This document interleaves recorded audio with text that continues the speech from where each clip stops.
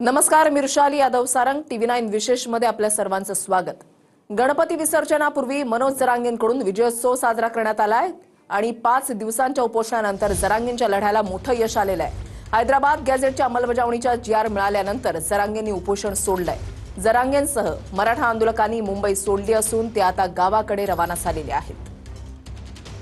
मनोज जरांगे पाटील यांनी दुपारीच सांगितलेलं होतं की माझ्या हातामध्ये GR पडला की रात्री 9 पर्यंत मुंबई रिकामी करणार आणि उपोषण त्यांनी सोडलं। त्याच्यानंतर मराठ्यांचा जल्लोष पाहायला मिळाला आणि त्यानंतर मनोज जरांगे यांनी थेट छत्रपती संभाजीनगरचा रस्ता पकडला। त्यांनी मुंबईची वेश सोडलेली आहे आणि आता मराठा आंदोलक सुद्धा त्यांच्या गावाकडे जाण्यासाठी निघालेले आहेत। घराघरात आनंद दिवाळी साजरी केली जाते। मराठवाड्यासाठी खूप मोठा सुवर्ण दिवस आणि पश्चिम महाराष्ट्रासाठी पण तसा पाहिलं तर सगळ्याच महाराष्ट्रासाठी सुवर्णाचा क्षण। कारण विदर्भात बी आपण नोंदी दिल्या त्याच्या अगोदर, खानदेशात दिल्यात, कोकणात पण दिल्यात। त्याच्यामुळं सगळ्यांसाठी, कारण शिंदे समिती ही महाराष्ट्रासाठी 3 कामं झाली। पश्चिम महाराष्ट्राचं कल्याण झालं, मराठवाड्याचं कल्याण झालं आणि शिंदे समिती महाराष्ट्रात काम सुरू ठेवणार म्हणजे महाराष्ट्राचं कल्याण झालं।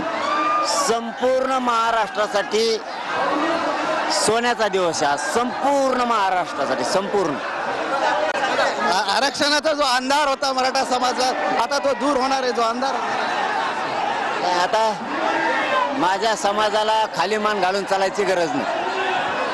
मुंबई पण काबीज करून दाखवली, मुंबईत पाय पण ठेवून दाखवला मराठ्यांनी आणि विजय पण घेऊन दाखवला।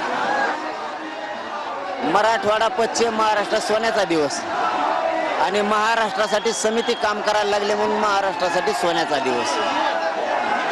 संपूर्ण महाराष्ट्र आज आनंदी आहे। असा विजय 75 वर्षात कधी झाला नव्हता, तो मराठ्यांचा झाला।